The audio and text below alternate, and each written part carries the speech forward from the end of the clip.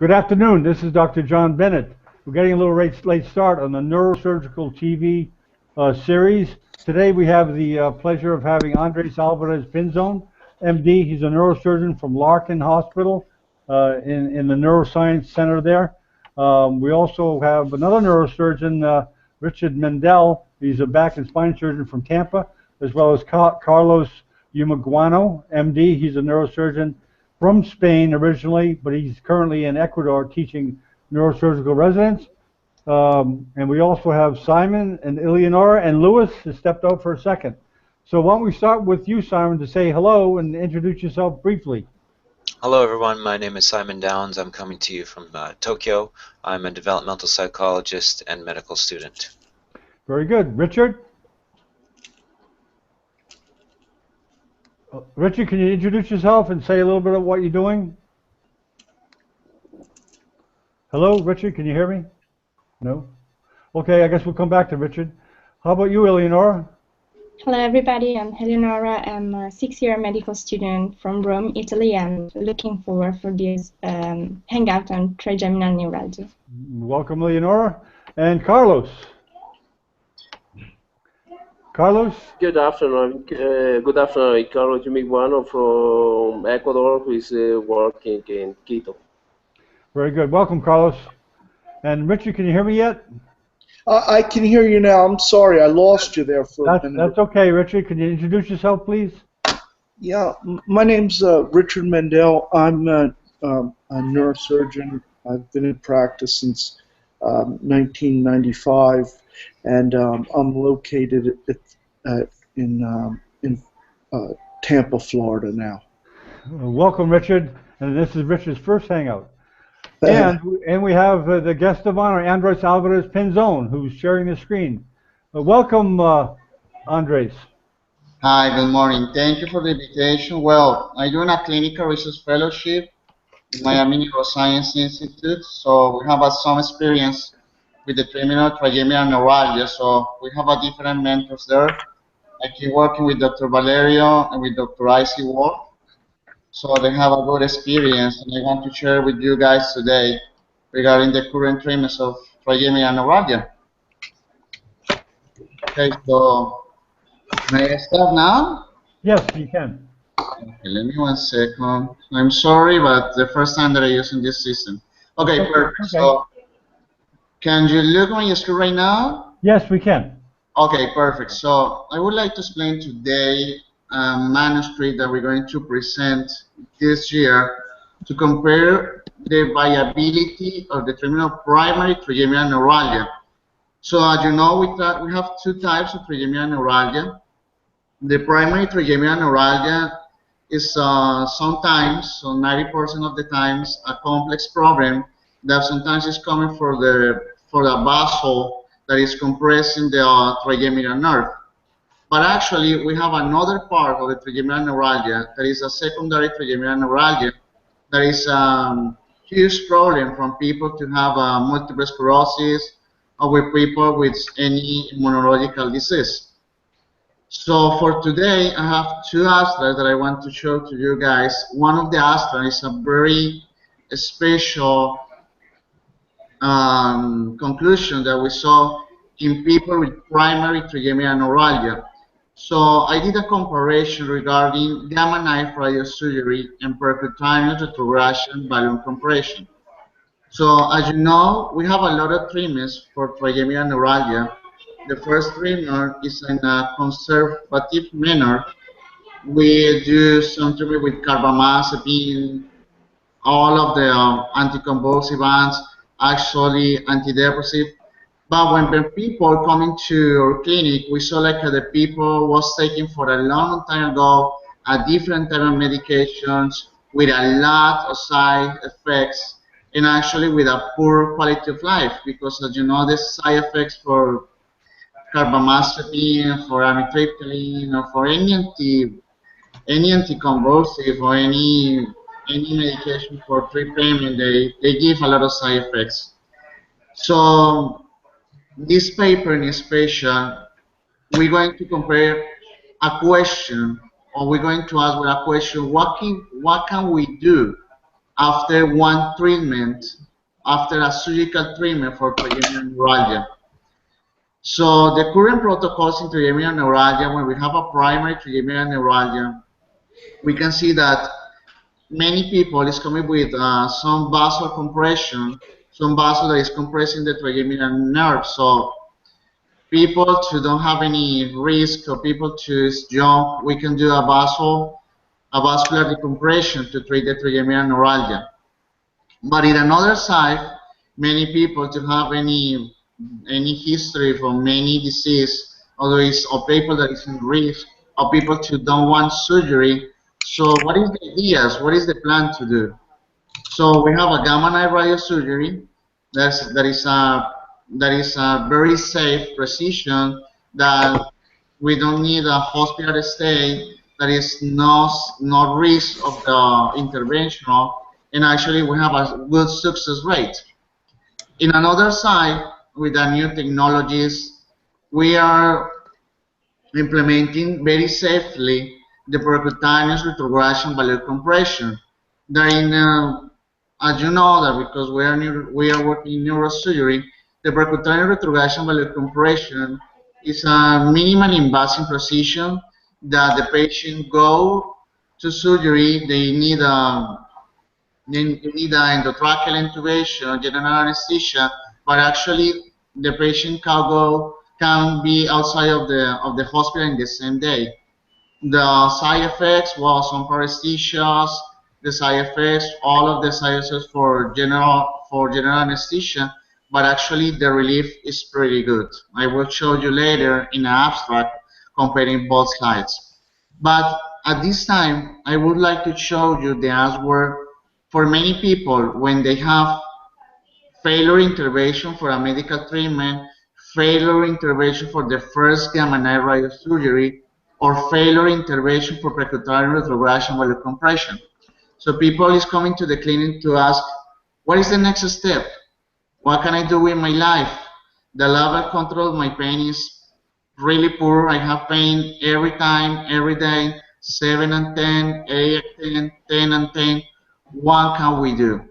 So I did a retrospective study to find what is the most common treatments after the first dose of gamma knife radiosurgery, and I saw that in the clinic we treat a lot of patients with a second gamma knife intervention or with a second intervention with retrogression balloon compression.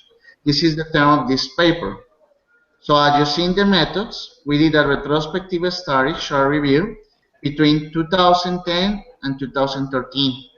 I found 103 patients that had secondary or primary trigeminal neuralgia or atypical facial pain and had a history with a previous vascular decompression or trigeminal neuralgia blocks. What we found, the gamma knife and balloon compression, we have two groups. So gamma knife had 41 patients and balloon compression have 62 patients. What we compare, so the pain before surgery, the pain after surgery in the same day, the pain after surgery after 1 month, 3 months, 6 months, and 1 year. So in both groups, we find a statistically significant difference comparing gamma knife radiosurgery and balloon compression after surgery. So in the first day, actually it's pretty normal because, as you know, the gamma knife need like 3 weeks to 4 weeks to 3 months to find relief for the primary trigeminal neuralgia. Actually, on the other side, in balloon compression, because we are doing a mechanical compress of the nerve, we can have a good relief in the same day of surgery or after 1-2 days. So in this patient population, we saw 47.3 versus 22.63% of pain control in the day of the surgery. So we can say, like, after 1 day of surgery, the people with balloon compression have a good results. But then I compare what happened in 3 months later. So I saw the 68.7% in balloon compression versus 83.93% to a PO 0.13, so it's not statistically significant, have a pain control. After 18 months, I saw in balloon compression, as you see, less people have a relief versus gamma knife radiosurgery that is still having relief, and they got a PO P in 0.098. So it was not a statistically significant difference. So what they say, that 73% of the people treated by gamma knife radiosurgery versus 57.8% people treated with balloon compression have pain relief after 18 months in primary trigeminal neuralgia. And in carbamazepine dose, we use the drop of carbamazepine that is, well, this is doctor beliefs and doctor's protocols, but we saw that it's not a statistically significant difference in the using of carbamazepine in both groups, so we are comparing apples by apples. The most common side effects that I found in this type of population, actually more in balloon compression, is they have more facial numbness after precision, more in B2, B3 distribution, because as you know, when we go inside, there are 2 and the 3 arm for trigeminal nerve is more easy to treat, so they will have more risk to get some facial numbness. And I found that gamma knife versus balloon compression, gamma knife will have less side effects comparing facial numbness with balloon compression. And in 3 months, actually, after 3 months, they are still having more facial numbness, balloon compression patients versus gamma knife patients. So in this study, the conclusion is in this patient population, the use of balloon compression decreased the acute primary trigeminal neuralgia, but did not provide any clinical substantial advances compared with gamma knife radiosurgery in terms of decreasing pharmacological dose and improvement after 18-month period. So, in clear words, gamma knife helps, balloon compression helps. It depends on the patient, but we need to see that in these specific patients, they have a lot of treatment with a lot of medication. They have a history of one gamma knife intervention, and now they have same symptoms, or they have acute pain. So we asked what we need to do, and we did a second dose of gamma knife versus a dose of balloon compression, and we have in both they have a relief, but in balloon compression they got more side effects. So at these times, we are treating with a second dose of gamma knife with a patient with primary trigeminal neuralgia, and with a dose of balloon compression used when the patients are in risk or when the patient has acute huge pain that 10 at 10 and the pain doesn't relieve, so we treat with balloon compression. So that's the conclusion for this study. So I don't know if you have any question about this. Oh, very, very good, Andres. Just click on your arrow there to get off the screen share so we can see your face. Okay, let me now here. Yeah, on the green. Yeah, there you go. Yeah, thank you very much. Thank you very much for an excellent presentation, and thank you for coming. During the panel, we'll defer to the neurosurgeons because they're the ones that know what's going on here. So Carlos and Richard, and any questions or comments?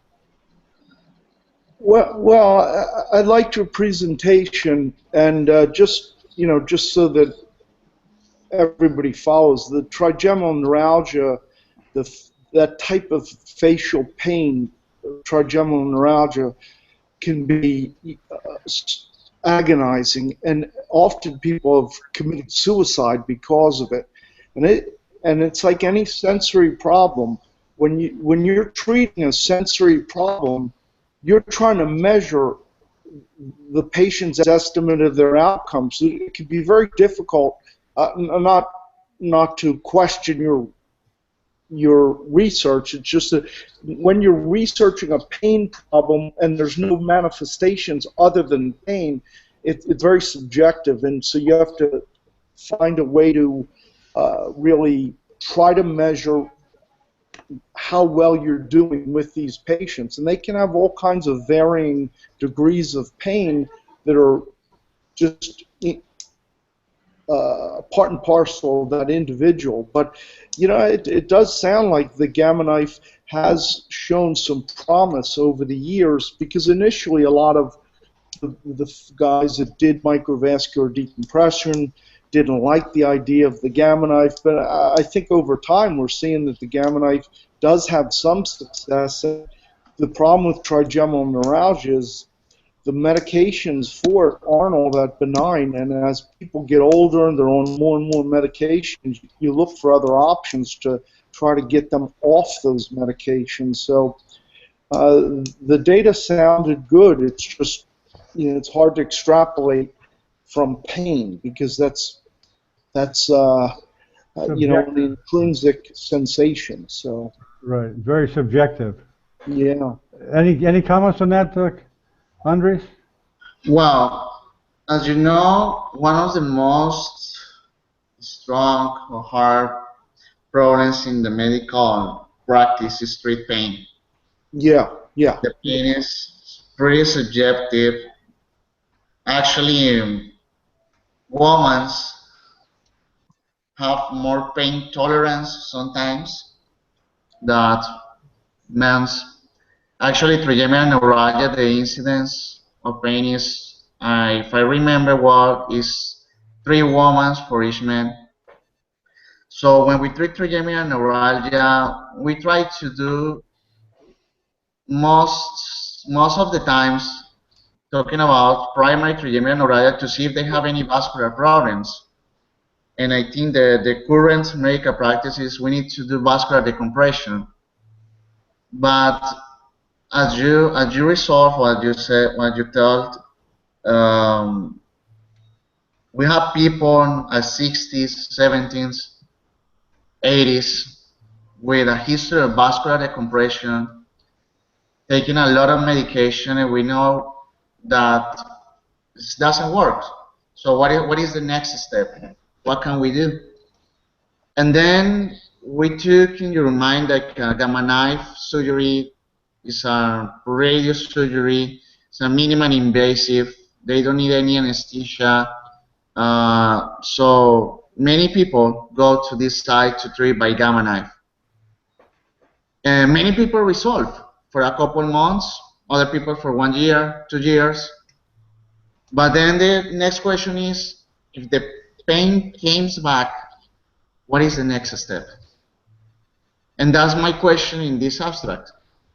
Because we saw a lot of patients that have a vascular decompression, that have a compressive treatment by pain management with carbamazepine, Lyrica, amitriptyline, well, a lot of medication that, you know, sometimes no worse. I got a patient last night with hydromorphine, Yeah. Lyrica, carbamazepine, had a vascular decompression, have Gamma Knife radiosurgery, and she didn't have relief. So what is the next step? And in this article, I found like a next step could be Gamma Knife radiosurgery if the patient doesn't have acute symptoms. I define acute like a strong shooting pain, 10 and 10. So we need to do something really, really quick. So what is the next step? Balloon. But if the patient is in pain, but pain is 5 or 10, or she's controlled, she doesn't want to go, she doesn't want to die, because some people say, I don't want to live more because my pain is really strong. So we can say, okay, the patient is controlled, but she is still in pain. Okay, we can do Gamma Knife. So that's the hypothesis, and now actually it's a retrospective study, so it's just type 3. But they sound like we can do a second dose of Gamma Knife if the patient is in pain, but it's in control, it's not acute. Very good. Eleonora, you said you have a question? Yes. thank you, Dr. Alvarez, for your presentation. Buongiorno. Buongiorno.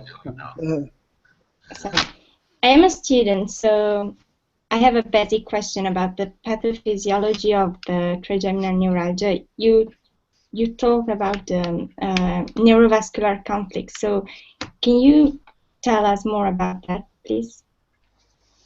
Well, the neurophysiology of trigeminal neuralgia, at this time, we still working to find the pathways to give that type of pain. So we know that we have a mechanical problems in primary trigeminal neuralgia. The mechanical problem is we have a vascular, so we have a muscle compressing the nerve. So anytime that the muscle do this, they stimulate the nerve. So that's why we do vascular decompression. But So, in another, excuse me, yes? I'm sorry. So do we have some risk factors for that, or it's just idiopathic, or? Yeah, we have idiopathic, for example, in other side, we have a patient with multiple sclerosis All right. Okay. that they have a trigeminal neuralgia too. So the question is, what can bring the trigeminal neuralgia? Maybe the conductive problems because they don't have myelin. So maybe it's like an electrical shock anytime. Could be. But we try to find out what is the reason or what is the base of the pain. And at this time, I can tell you, we have one side that is a mechanical problem, that is the pathophysiology of that, and we have another side that is a idiopathic or maybe pain compressive for secondary to multiple sclerosis or secondary to another type of pains. Sometimes people say that it's not, they don't give the name of trigeminal neuralgia, they give the name for atypical facial pain because the pathophysiology.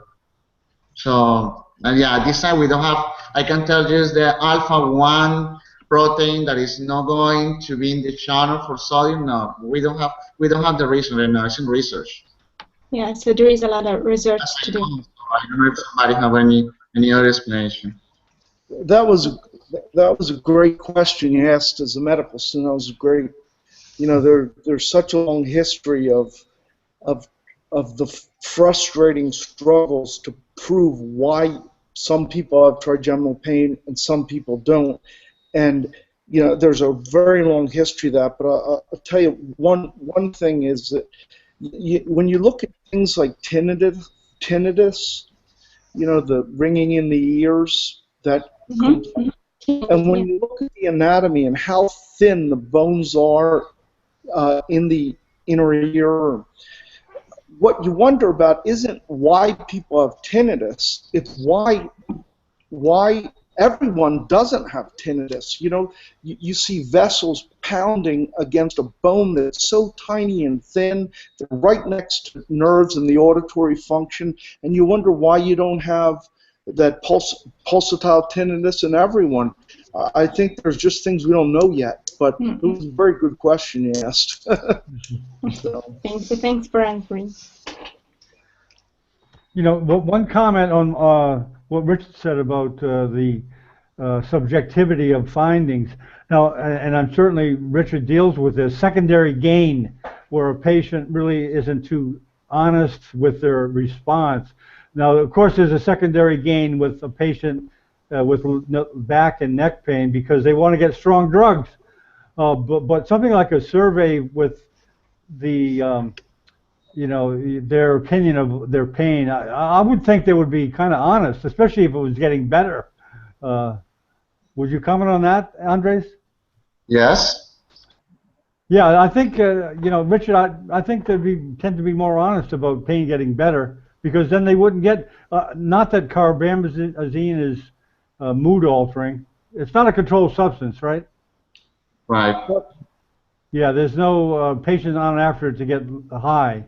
But it's not benign either. It's not all that benign, especially at the dosages that they get cranked up to.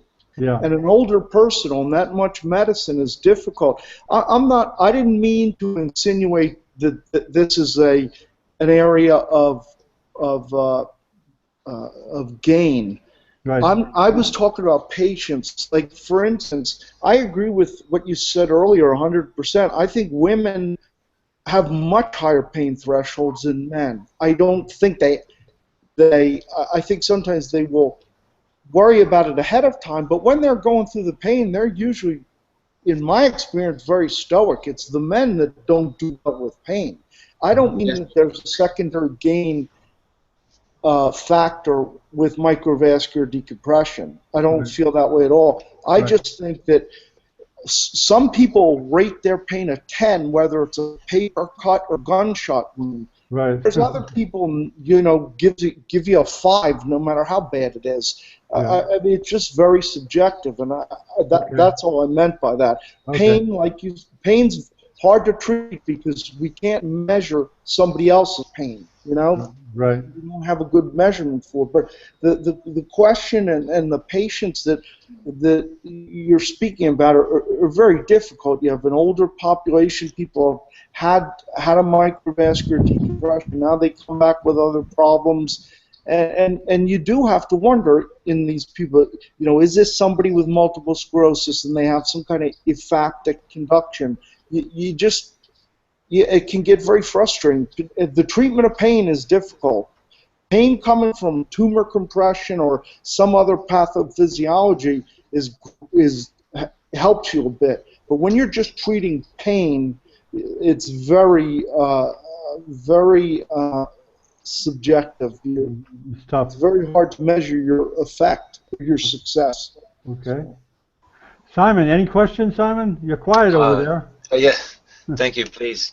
I just thank you, Dr. Alvarez. Just have a quick question regarding risks and complications. I understand that this procedure is generally very safe, but in the worst case where there is an infection, what risks and complications might there be? For example, might there ever be a case of meningitis that you have seen, or what are the worst situations that could possibly happen as a result?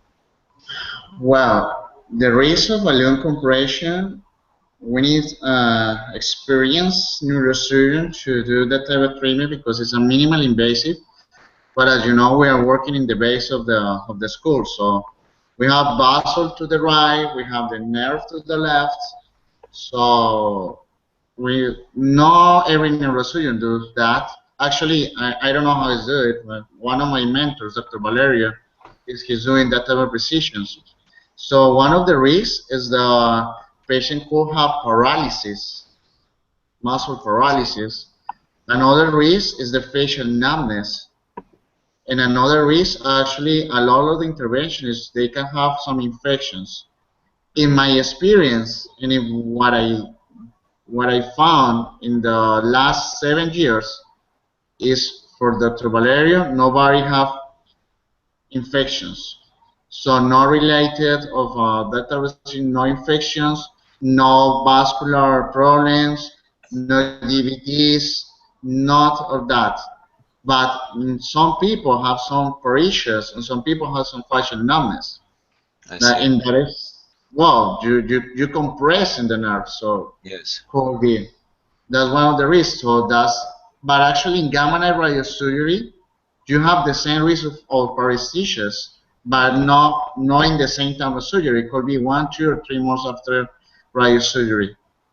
So that's why I say in the conclusion that second dose of gamma knife could be better if the patient is in control or if the patient is tolerated the pain. But if the patient is in acute pain, we need to do balloon.